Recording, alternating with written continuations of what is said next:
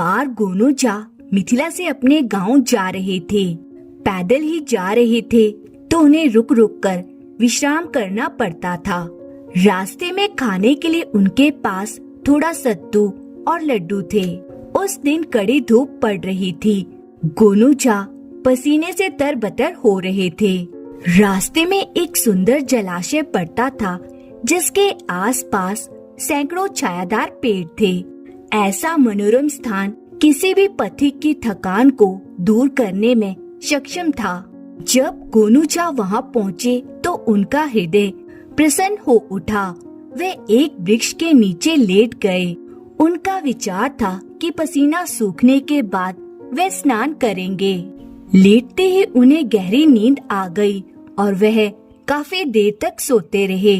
उसके बाद उन्होंने जाकर स्नान किया और फिर लोटे में पानी भरकर सत्तू घोला। फिर थैले में से 2 लड्डू निकालकर सामने रखे। अभी वे खाने ही जा रहे थे कि सामने से एक थका हारा पसीने से लथपथ लड़खड़ाता पथिक आता दिखाई दिया। उन्होंने अभी खाना टाला और पथिक की ओर देखने लगे।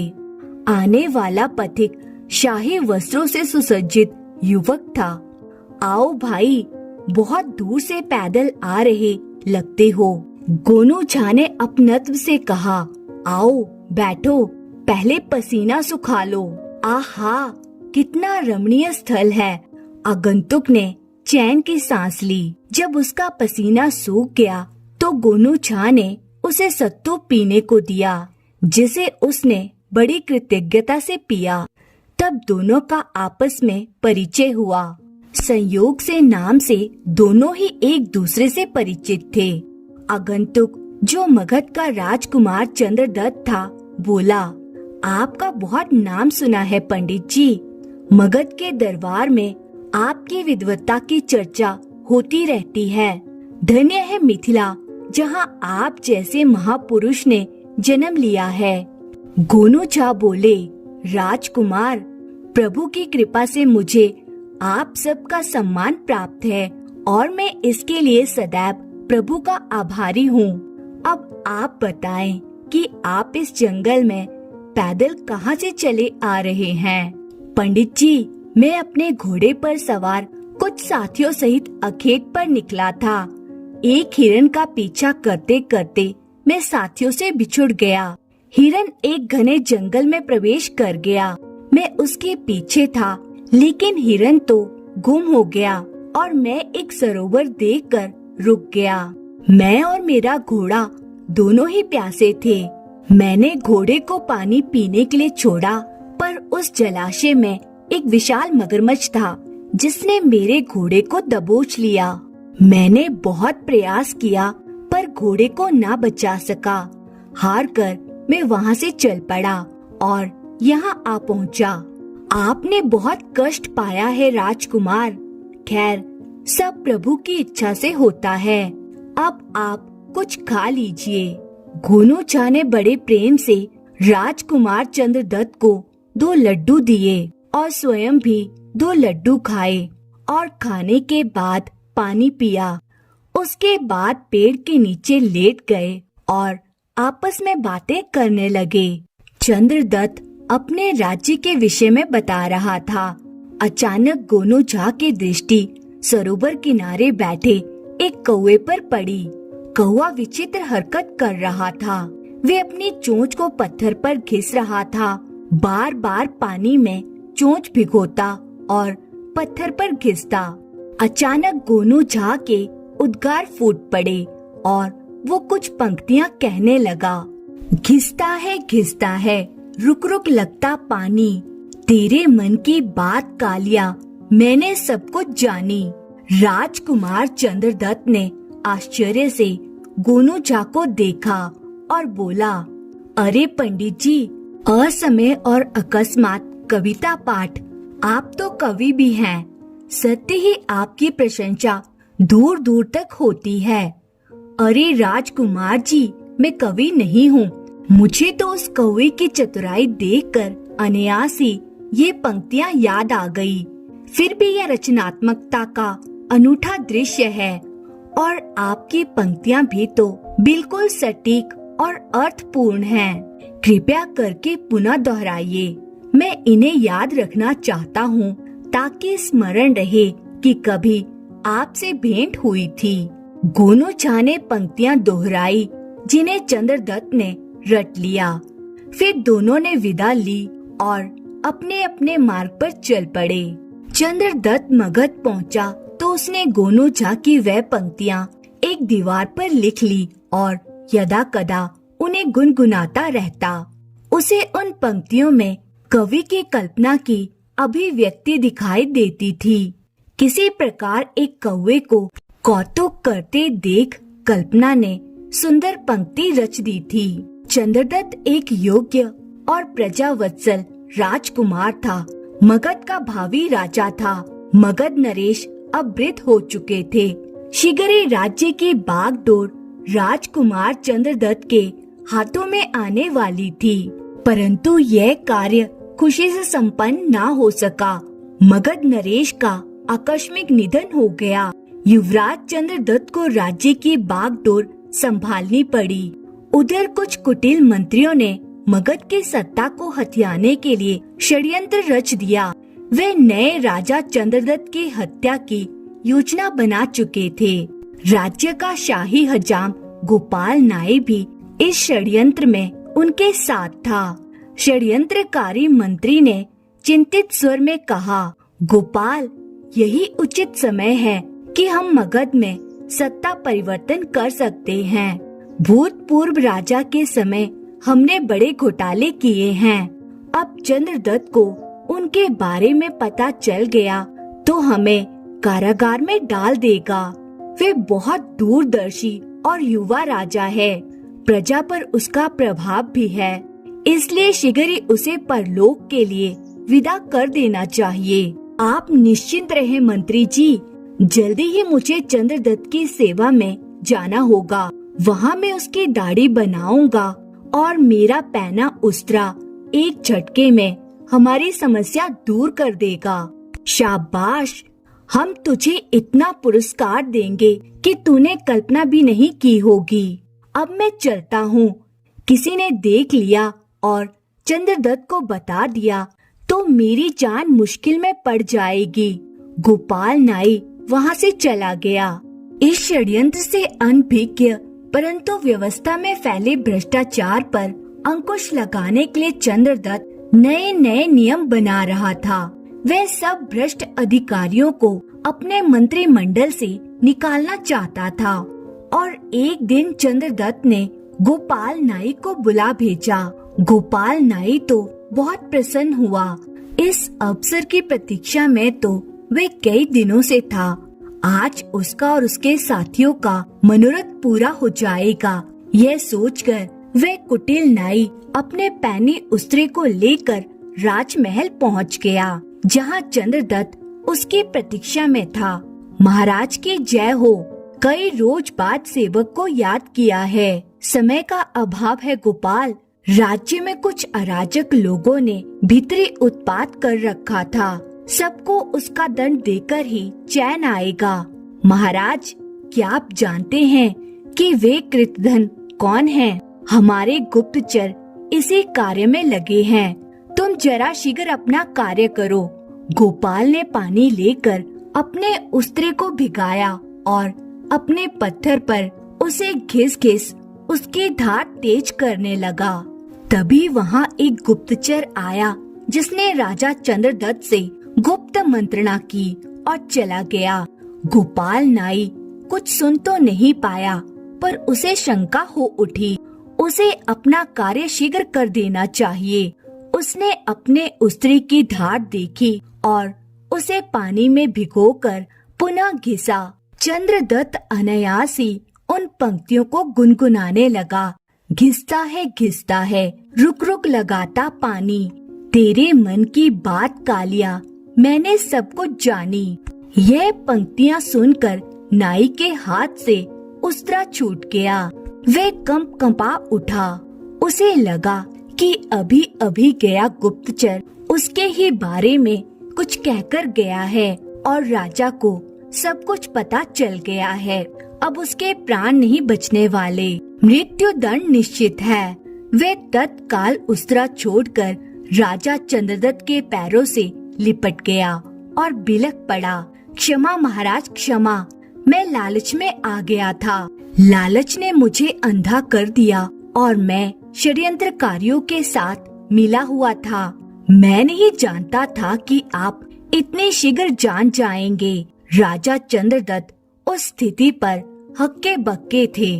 चंद्रदत्त ने कहा, उठ और सब कुछ साफ साफ बता। महाराज, आज मैं इस उस्तरे से आपके प्राण लेने आया था, परंतु आप जान गए। आपने कविता कहकर बता दिया कि आपसे कुछ नहीं छुपा। मुझे क्षमा करें महाराज, मैं बहक गया था। क्षमा चाहता है तो शीघ्र अपने सभी साथियों का नाम बता।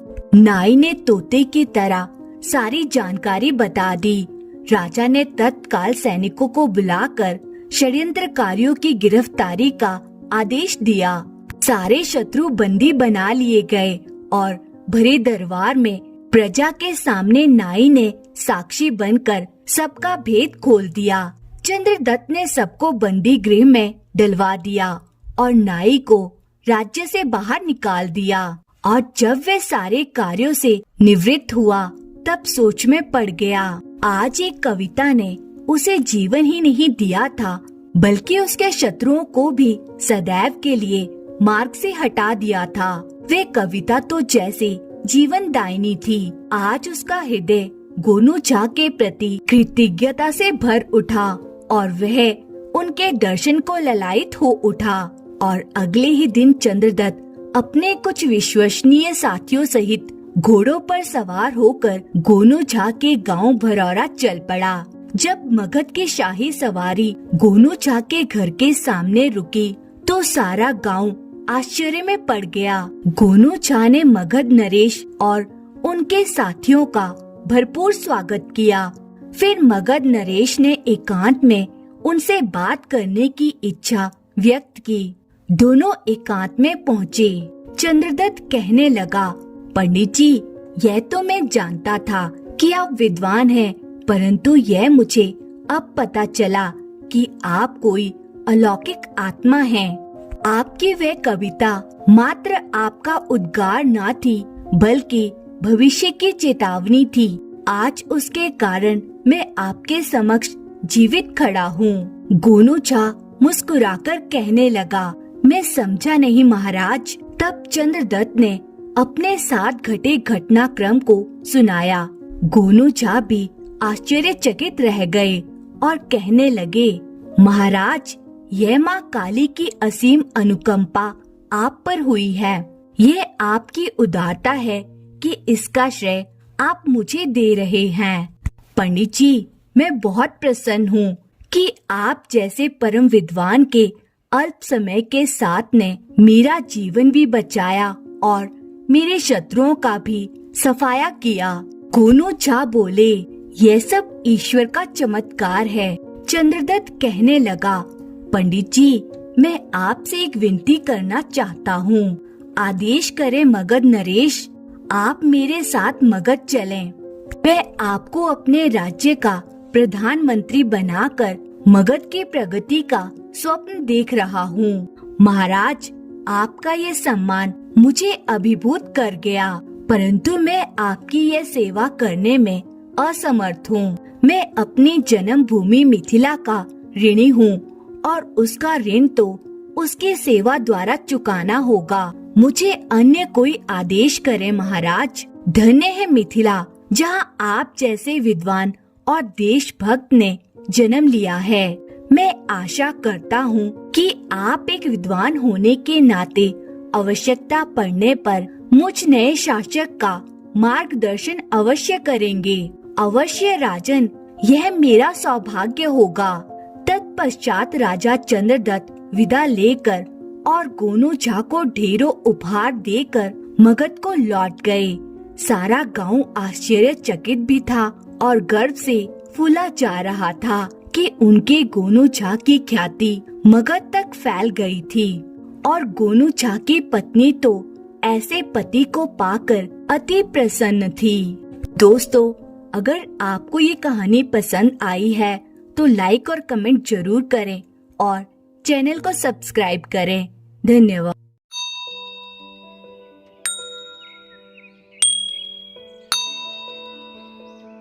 राजा वीरभद्र बड़ा दयालु शासक था, जो सचमुच जरूरतमंद होते थे उन्हें आर्थिक मदद देने में वे कभी सोच विचार नहीं करता था। जैसे जब कोई नया व्यापार आरंभ करना चाहता था अथवा कोई अपने परिवार को लंबी तीर्थ यात्रा पर ले जाना चाहता था अथवा कोई बहुत दिनों से रोगग्रस्त रहता था और चिकित्सा के लिए धन का अभाव हो जाता था, तब वह निसंकोच उनकी मदद कर दिया करता था।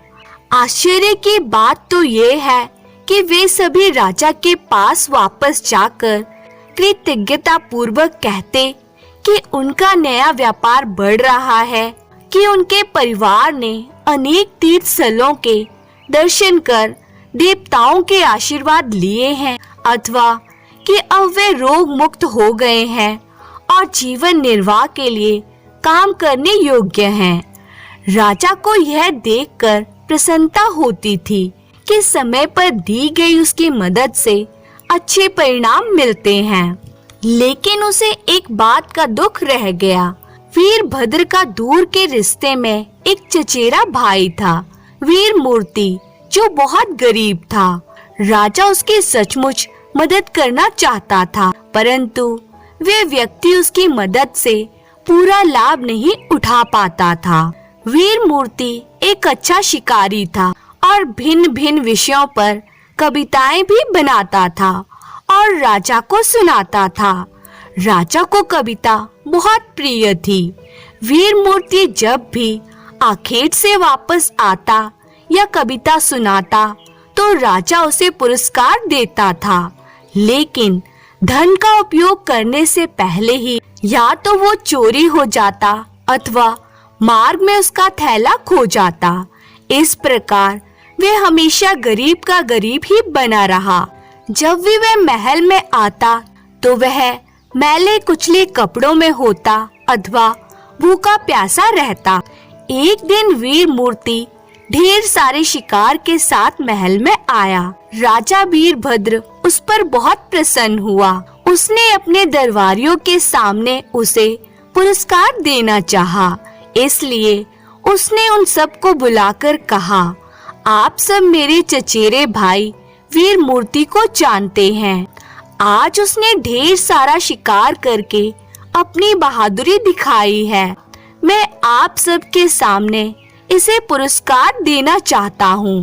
तब राजा ने विधि पूर्वक उसे एक चमकदार नारंगी भेंट की और मुस्कान के साथ उसे विदा किया। वीरमूर्ति ने झुककर राजा को धन्यवाद दिया और दरबार से बाहर निकल गया। दरबार में कानाफूसी होने लगी। राजा अपने गरीब चचेरे भाई के साथ शरारत तो नहीं कर रहे हैं। राजा ने कानाफूसी सुन ली, लेकिन उस पर ध्यान नहीं दिया। ना तो चचेरे भाई को और ना ही दरबारियों को ये खबर थी कि पुरस्कार में दी गई नारंगी साधारण नहीं थी और उसमें मूल्यवान रत्न थे।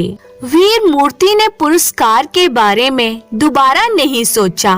आखिर राजा ने दरबारियों के सामने उसकी बहादुरी की तारीफ की थी। उसके लिए यही बहुत बड़ी बात थी। मामूली नारंगी से यह कहीं अधिक बड़ा पुरस्कार था। उसे वे अपने थैले में डालकर घर की ओर चल पड़ा। मार्ग में उसे एक भिक्षु मिला।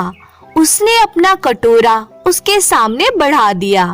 वीरमूर्ति के पास पैसे नहीं थे, इसलिए उसने थैले से नारंगी निकाली और भिखारी के कटोरे में डाल दी।